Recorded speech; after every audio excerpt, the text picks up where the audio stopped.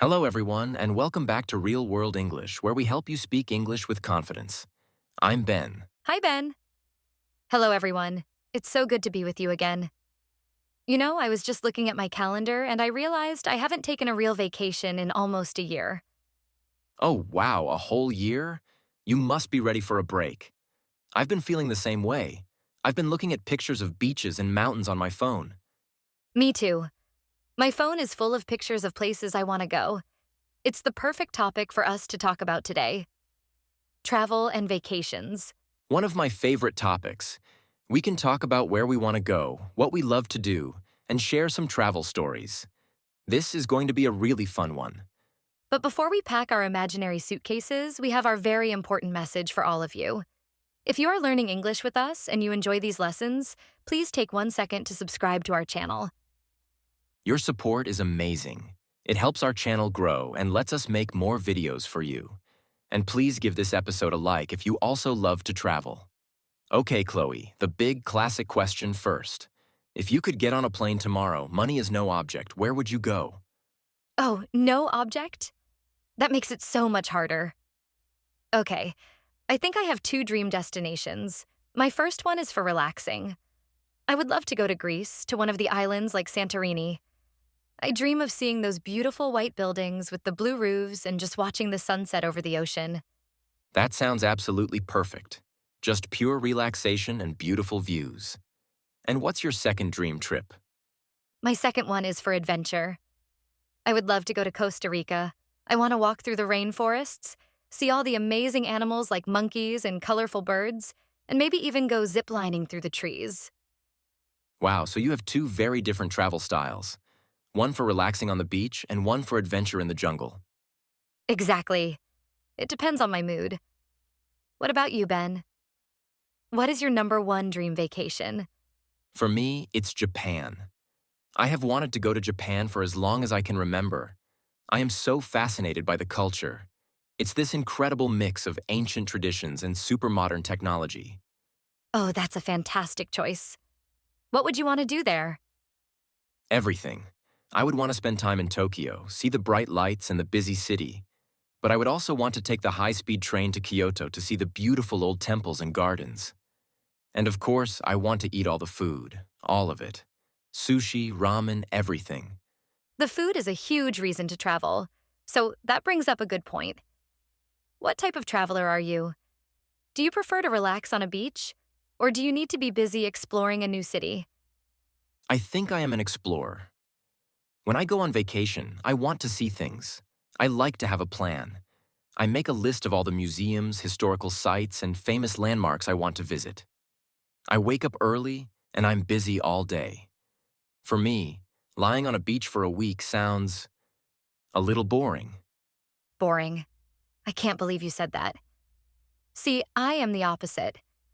I can definitely be an explorer for a day or two, but the main purpose of my vacation is to relax. My perfect vacation involves sleeping in late, reading a book by the pool, and taking a nap in the afternoon. We are so different. My perfect vacation involves a lot of walking and a new museum every day. What about planning a trip? Do you enjoy the planning part? I love the planning part. It's so exciting. I will spend weeks reading travel blogs and watching YouTube videos about the destination. I love looking for the perfect hotel or Airbnb. I get so excited imagining myself there. I like the planning too. I'm the one who always looks for the flights. I use websites like Google Flights or Skyscanner to compare prices and find the best deal. I get a little obsessed with finding the cheapest flight. And where do you like to stay?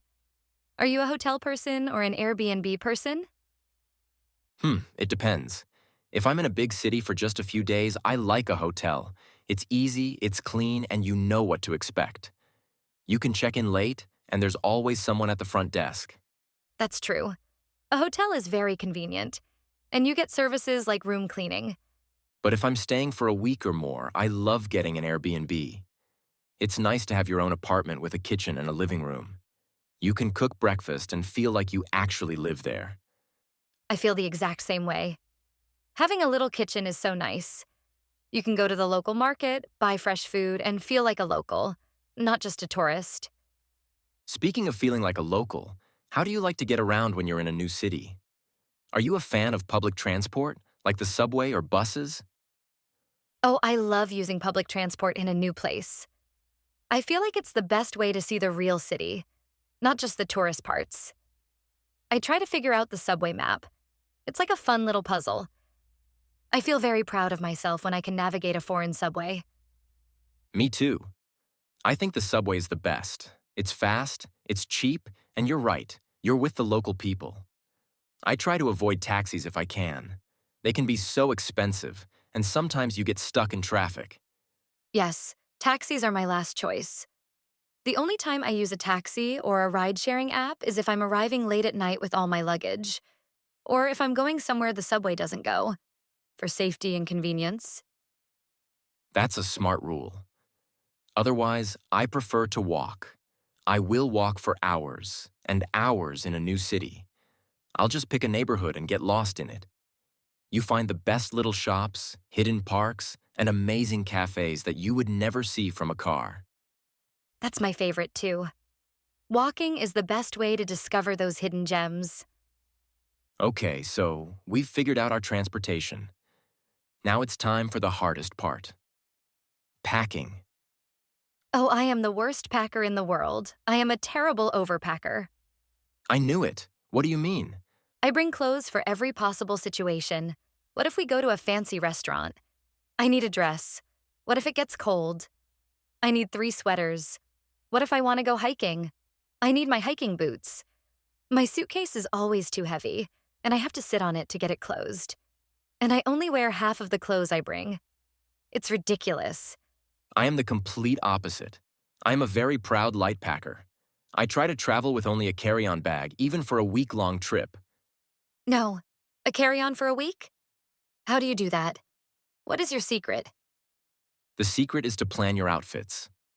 I bring clothes that all match so I can mix and match them. For example, 2 pairs of pants and 4 shirts can make 8 different outfits. And I roll my clothes, I don't fold them. It saves so much space. Roll the clothes. Okay. And I'm very strict about shoes. Shoes are the heaviest thing. I wear 1 pair of good walking shoes on the plane, and I pack 1 nicer pair for the evening. That's it. I need you to teach me how to do that. My last trip, I paid an extra fee because my bag was overweight. It was so annoying and a waste of money. Okay, another important question. Who do you like to travel with?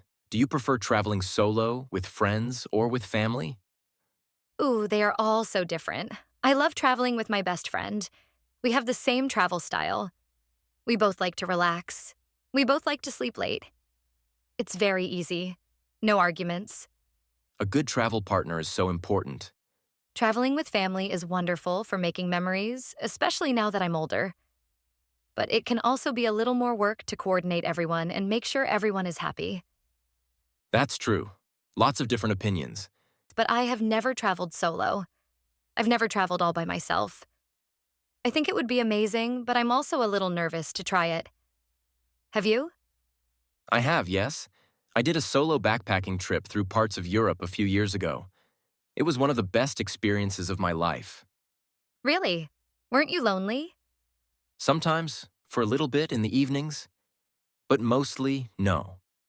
You meet so many other travelers in hostels and on city tours. And the best part is the complete freedom. You wake up and decide exactly what you want to do. You don't have to ask anyone. You can eat where you want, go where you want. You can spend 3 hours in one museum if you want. It's amazing. Okay, you've inspired me. Maybe I will try a small solo trip. But when you were traveling solo in Europe, how did you handle the language barrier? You don't speak all of those languages, do you? No, not at all. That's a great question. For an English learning channel, this is so important. Honestly, in most major European cities, you can get by with English, especially in hostels and tourist areas. That's helpful. But what do you do if they don't speak English? Before I go, I always learn the magic words in the local language. Hello, goodbye, please, thank you, and excuse me. Even if your pronunciation is terrible, just making an effort shows respect, and people are so much friendlier and more patient with you. That is such a good tip. Please and thank you are universal. Exactly. And after that, I use a lot of hand gestures. Pointing, smiling, a translation app on my phone for emergencies. It's a part of the fun. Have you ever had a funny misunderstanding because of language? Oh, yes. In France, I was in a small bakery and I was trying to order a coffee with milk. But I used the wrong word, and I think I accidentally asked for a coffee with a horse? The barista was very, very confused. Oh no, a coffee with a horse? That's hilarious. It was so embarrassing, but we figured it out. It's a good story now. It's all part of the experience. It also reminds me of culture shock. Have you ever experienced that?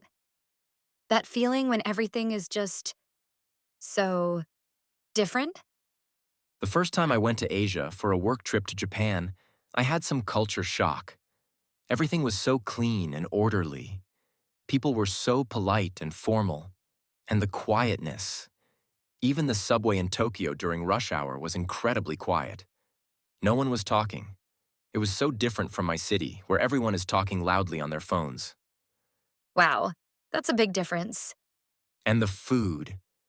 Even the food in the convenience stores was high quality and delicious. It was a wonderful shock.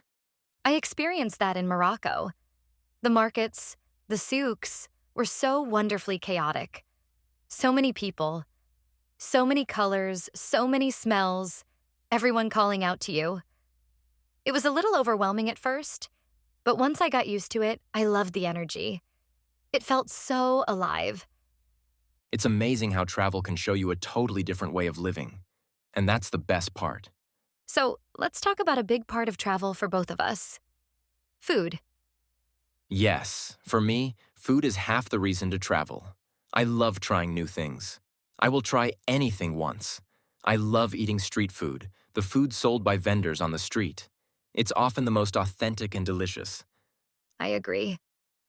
Trying the local food is so important. I always do a little research before I go. I make a list of the famous dishes I have to try. When I was in Portugal, I ate so many of those little custard tarts. They were incredible. It's the best way to experience a new culture. Okay, so we all have great travel memories. But let's be honest, sometimes travel goes wrong. Do you have a worse travel memory? Oh, I do. A few years ago, I was flying to see my family. My first flight was delayed by 2 hours. When I finally landed, I had missed my connecting flight. I had to run through the airport, and the gate was closed. Oh no, the worst feeling. I was stuck in the airport in a city I didn't know for 8 hours. In the middle of the night. My luggage was lost. I was so tired and stressed, and I just sat on the floor and cried. It was terrible. That is the worst travel nightmare. Getting stuck in an airport is so frustrating. My worst memory was getting food poisoning in Mexico. I ate something from a street vendor, which I usually love. But this time, it was a bad idea. Oh no. I was so sick for 2 days. I couldn't leave my hotel room. I had a beautiful beach right outside my window, and I couldn't even go. It was awful. Oh, that's terrible. But it's true, these things happen. It's part of the adventure. It makes you appreciate all the times when things go smoothly. It really does. Wow, we have talked about so much. This was a long chat. Let's do a quick review. Good idea. We started by sharing our dream destinations, my relaxing trip to Greece and your cultural trip to Japan. We talked about our travel styles. I am a relaxer and you are an explorer. We discussed planning and booking and our preferences for hotels versus Airbnbs. We also talked about transportation in new cities like subways and walking. Then we confessed our packing habits. I am an overpacker, and Ben is a light packer. We also talked about traveling solo versus with our friends, and how to handle a language barrier or our culture shock. After that, we talked about the joy of eating local food, and we even shared our worst travel memories, getting stuck in an airport and getting food poisoning. It shows that travel is such a big and exciting part of our lives, even when things go a little wrong. I agree. This conversation has made me want to book a flight right now.